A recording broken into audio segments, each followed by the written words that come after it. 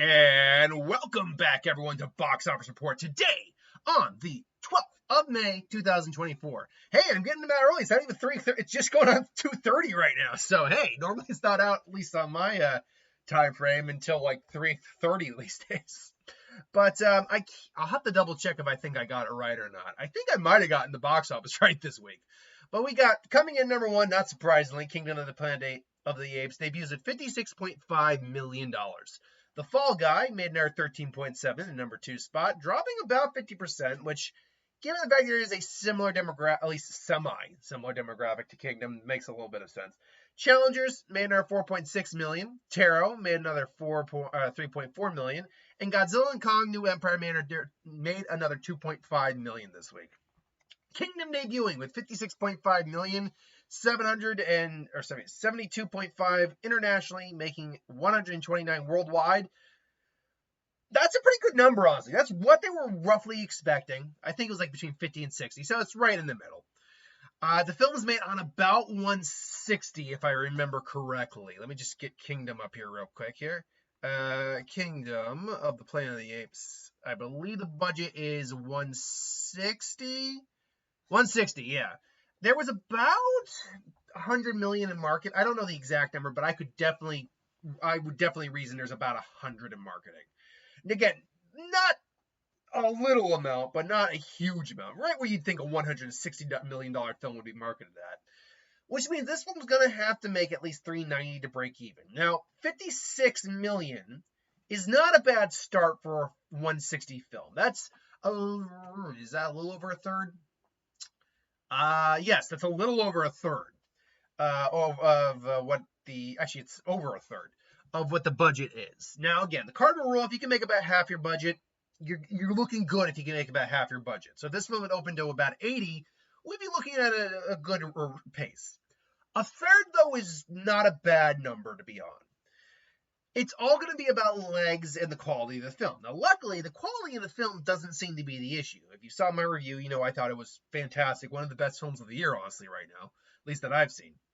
And a lot of people are saying that it's the best of the series, or that it's just really, really good. In fact, I don't actually know what the rating right now for it on box office, Rotten Tomatoes is. What do the critics have it at? Let's find out. Oh, excuse me. Let's see here now. We have from the critics and the audiences, and the audiences I think are enjoying it as well. 81%. You know what? That's not as high as I thought it was going to be, but that's still a good number nonetheless. It's about the same rating, arguably, ironically, as Fall Guy does. So, and then the audience rating is 70. Really? Less people, verified audience too, people who actually are confirmed to have seen the movie. That's why they added the verified, because they've now added that to Rotten Tomatoes. Less people liked it than the critics did. That is interesting. But I mean, still, the majority of audiences liked it. So, I mean, the question is, then, A, why did it do as well as it did, or not do as well as it could have? And then B, what is the long-term box office going to look like for this? Well, worldwide right now, 129. Is this a good number? I think it's a good number. Is that the best number they could have gotten? I don't necessarily think that. I think we could have seen a better number. I think the reason it maybe just didn't do like 60 plus, too much oversaturation of marketing. Now, I think this is a problem that Fall Guy had too. We'll see what Fall Guy's at. I actually, by the way, haven't checked any of these numbers yet, so I'm seeing these all with fresh eyes right now. I think Fall Guy suffered. I heard some people say the title really wasn't that good of a title, and I could see that a little bit. I think Planet of the Apes, clearly Planet of the Apes, I think has a lot more going for it for storytelling than Ghostbusters did, unfortunately, to compare franchises that are kind of may or may not be a little done at this point. Ghostbusters, I think, might be a franchise that's just done at this point. Kingdom, though, I don't quite get that vibe. We'll also see that this will probably have some solid international legs, but we'll have to, let me rephrase that sentence. I think it will have some good international legs, because it's not a franchise that is country specific. Ghostbusters, while not country specific, I think struggles in the other international markets, particularly when you're dealing with things like the afterlife, because certain demographics like China and all that have issues with spirits and magic and mysticism and all that, so they don't air certain films like that. Ghostbusters might have fallen. Of course, Ghostbusters just also might not be that popular in those heavier markets. Kingdom of the Planet of the Apes films, though, I don't know if they have that issue. I don't think they do. So it's gonna take a little bit. It's not even a third of the way it needs to be to break even. But we're only in the opening week, so we'll have to wait and see what it does. In terms of its viability for its long-term box office, we are dealing with a summer movie month. We're dealing with a bit of a packed month. We got If coming out next week. We got Strangers. Neither of those are really going to hurt this one, so I'm not worried about that. Mad Max, though, coming out. Furiosa, that is going to be a giant fist in the face for this film.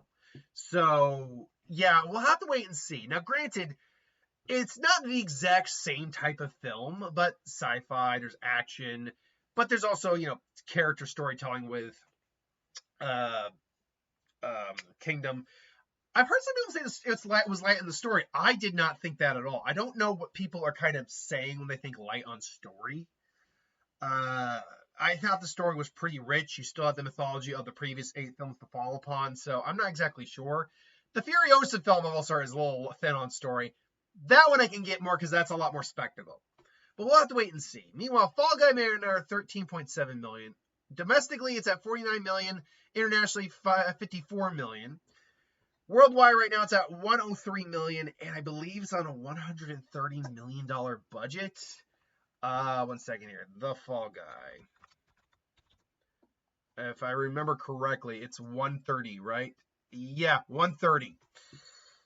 And now I did hear that it's only about 60 million in marketing. I did hear that, which means this film doesn't even have to hit 300 million, which is good. But wow, this film's not doing well.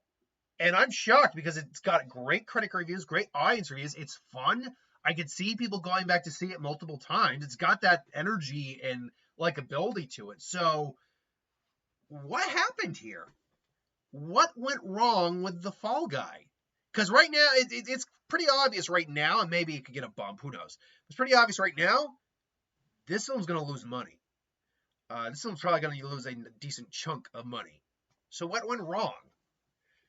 And again, we're talking about what went wrong with a film that both critics and audiences really liked. It's accessible. It's not overly long. It's a little over 2 hours, but it's a fun action comedy. So why did people not go out to see it? I guess that's the big question. Why did people not go out to see it? Was it the title? I heard someone say The Fall Guy, not an attractive title. Maybe. I still lend to the idea that maybe it was just so overly, we got the trailer so many times that people just got bored of, oh God, whatever. I'm now not interested. But I think one other issue is the fact that streaming exists. And streaming, unfortunately, it's not going to be the death of movie theaters, because and it's obvious it's not going to be the death of movie theaters, because Barbie and Oppenheimer proved it's not going to be the death of movie theaters. You could still make billions of dollars even in the streaming age. But what does hurt movies when it comes to streaming is that goddamn 45-day release window. The fact that in basically a month and a half versus the 90-day you originally had, people can just say, I could go out and see this and spend by myself or with a partner, spend 30 or 40 bucks between tickets and food. Or I can just have the streaming service that I already have, wait a month and a half, and then it's there for free. I think The Fall Guy just didn't capture enough interest in people to go out immediately and see it. But the people who are interested in it are just going to go, well, I can just watch it for free in a little while, so I'll just wait on that. And I think that is a problem with the 45-day release window. And I don't understand. I think the real compromise should have been 60 days. I think that should have been the real compromise. Basically 2 months, and then go to streaming. That should have been your compromise. Because you're now just leaving money on the table. And it's only really recently that some studios, when it comes to streaming, have realized, things like day and date, early release on my streaming service, is hurting us. We're not making the money we used to from the movie theaters, and we're still not making money off the streaming service. Because people thought the streaming service is just going to be constant check every month, and it is. It's just not compensating for the expenses you're spending. And it took, and not every studio has figured this part out yet here. That's the thing, is like, it's so freaking obvious. So many of us non-business types figured that out. So how do you people who run the studio not get this concept? It kind of boggles my mind a little bit. But either way, so Fall Guy is just, it's not doing well. We'll have to keep an eye out. Maybe it can get a resurgence. But it didn't even take a bad drop. Just over 50%. Not a bad drop, frankly. So it's unfortunate. It is. But it's the way things played out. Challengers made another 4.6 million, 68 million worldwide. It's still against a $50 million budget, so it's not making its money back. I think I said before why I think this didn't really do well. These types of films very rarely make their money back. Even on like relatively mid budgets, like 50 million or whatever, they rarely do well enough to make their money back. And it's got better reviews than both Kingdom and freaking Fall Guy. So I think it's a little over 2 hours long. Its subject matter is not one of those subject matters where it's like, oh my, I gotta watch it over and over and over again. No, you're probably good after 1 or 2 times. That's it. And maybe that was the problem with Fall Guy too. I say Fall Guy has a lot of rewatchability, but I've only seen it the one time. So who am I to say? Tarot made another 3.4 million, only dropping less than 50%. That's good. Making currently 20 million against, oh god, what was it again? An $8 million budget, if I remember correctly. Tarot budget. Tarot. Yummy Tarot. 8 million. Yeah, I was right. $8 million budget. Which, again, you're looking at maybe 10 in marketing. So if this film can hit 30 million, it's broke even. Maybe even made a little bit of money at that point. And right now, it's doing not bad. It's less than 10 million away. We'll keep an eye on Tarot. This has not been a great year for horror films so far, surprisingly. Night Swim, Imaginary, Abigail, and now we got Strangers, the prequel coming out next week. So not been a strong year for horror, quality and box office wise. So yeah, that's what happens when you get kind of a bad concept, or that's what happens when you aren't making the best quality films, basically. Not to say that Abigail actually got decent reviews, but both Imaginary and Night Swim did not. And that quality really translated to the screen. Imaginary was better than Night Swim by a mile, but it still wasn't great. Meanwhile, Godzilla x Kong was pretty entertaining. 2.5 million. Worldwide stands at $558 million. And by the way, it was announced that the writer of Shang-Chi is going to helm the next movie. So it's been announced they are going to do it. Which makes sense, because this film is less than 10 million away from being the highest grossing of the entire MonsterVerse franchise. And it's just 10 million away, man. Can it do it? Because now Godzilla and Kong is running on fumes now. Like, it's only making 2 point some odd million this week. And it's going to make maybe $1 million some odd next week. So it is running on fumes. And the day-to-day in the week is now in like the low 100,000s. So it's not like it's still making like $5 or $6 or $400,000 million, $400,000 million, but $400,000, something like that, where it can clear that those million gaps easier. We're no longer in that. It's 10 million. Let me get Godzilla, King of the let's see here, Godzilla. 1 second. There we go. Godzilla. Let's get it's Kong. It's Kong. Sorry, Kong is the one that I gotta get. Kong. Kong, let's get that up again real quick. What exactly is the number for Kong Skull Island right now? Kong Skull Island is 568 million and 652 grand. So, as it stands right now, in order for it to surpass that number, Godzilla x Kong, New Empire, needs to make just under $10 million. Just under. So 9.9. And obviously when the actuals come in, we'll see if that number adjusts by any large amount. Oh man, it's kind of, we're white knuckling it right now. It's nail biting. I'm wondering if they're going to, because they're seeing how close it is. I wonder if they're going to keep it in theaters just long enough for it to cross that number, or if it's not going to, or if they're not going to keep it in there anymore. Because right now, Godzilla Kong is in its 7th week. So actually, it's beyond its 45-day window, so it should be heading to HBO Max anytime now. Unsung Hero, 2.2 million. Look, this is a little film that kind of can. It's made 16.7 million. I don't believe it's made its money back at all, but hey, look, good for it. Let's already got this up. Let's find Unsung Hero's budget real quick. I don't know if I've checked that. Unsung Hero budget. Let's see here now. 6 million. Really? It's only made on 6 million? It's released over 2.6 million. Oh, how about that? So, and I do not remember seeing trailers really for. Wait, do I remember the trailer for this actually? Based on faith, mom's faith against all odds, inspiring children to hold on to theirs. Maybe once I saw a trailer for this. So you're probably looking at something with only 10 million in marketing, like I said, for like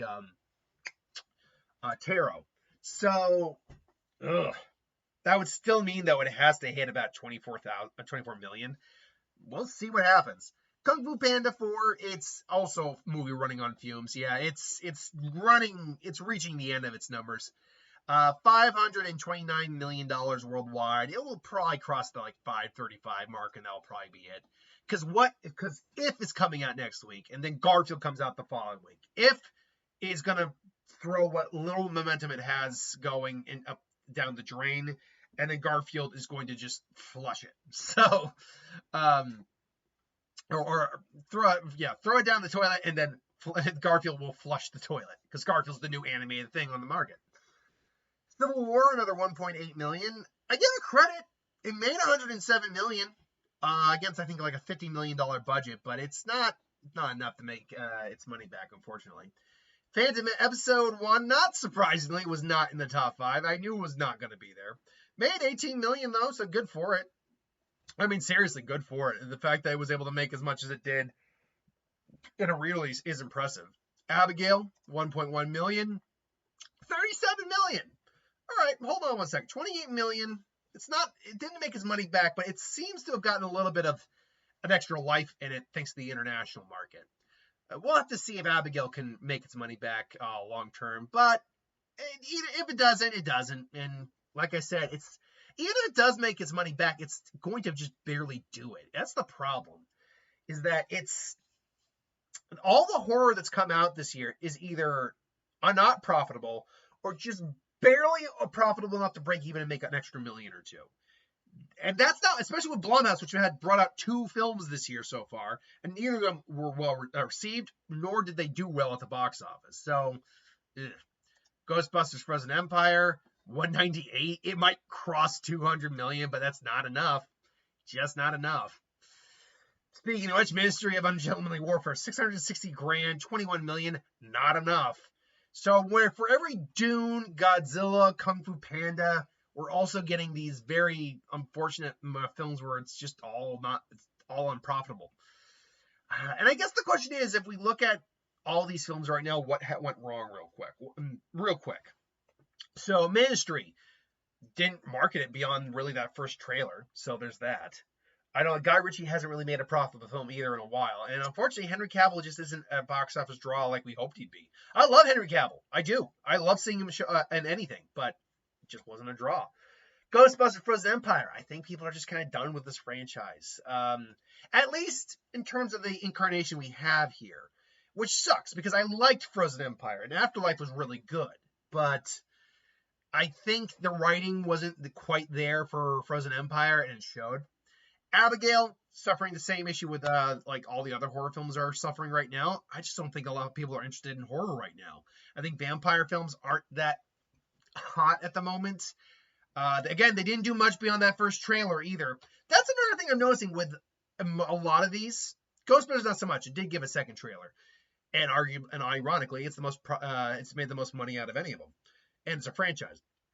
A lot of the films that struggled on this list didn't do much beyond that first trailer. Even The Fall Guy didn't do much beyond. I mean, they did have a second trailer, but it didn't do much beyond that. But then you look at Kingdom of the Planet of the Apes, which did have a very different and good second trailer. Godzilla and Kong, which did the same. Kung Fu Panda didn't really have much beyond the first trailer, but it's a known animated franchise that kids would really want to go see. It's telling me that marketing needs to up its game a little bit. That's what it's telling me, honestly, is that marketing needs to up its game. Because otherwise, you're going to wind up with films that are made on 130 million that need to make 300 million, that aren't probably going to even see 200 million. Or you're going to wind up with Ghostbusters, which makes barely 200 million when, the franchise itself, but made on like 100 million, and the franchise isn't really all that profitable. So yeah, you're going to make these films that cost so much to make, thinking that, oh, it's IP, people are going to go see it, and then they don't go see it, and it ends up losing money. So that's my thoughts on the box office this weekend. I mean, it was still a good weekend overall. Like, top 5, if we look at it real quick, still ended up making what? It's 30, 60, 70, almost 80 million just in the top 5 alone. So that's still good. But this week's going to be a big week. We got If, we got Strangers Chapter 1, and we got Back in Black, the Amy Winehouse biopic. All of them getting wide release. All of them have had trailers. All of them I've seen the trailers for. Now, I'm only seeing 1, maybe 2 this week. If is the definite one. Then maybe Back in Black as well. I have no desire to see The Strangers, because I don't even care about the original Strangers at all. So, with that said, what do I think the box office is going to look like this coming week? Assuming that Apes drops about 50, that means it's going to be in the 28 million range. I think If makes over that, definitely, because I think they're projecting it for like 40 some odd million. So If is going to be number 1. I do see, but Strangers could be a dark horse here, or a wild card anyway. I'll still go with Planet of the Apes. Then I'll go with Strangers. Then I'm going to go with Back in Black.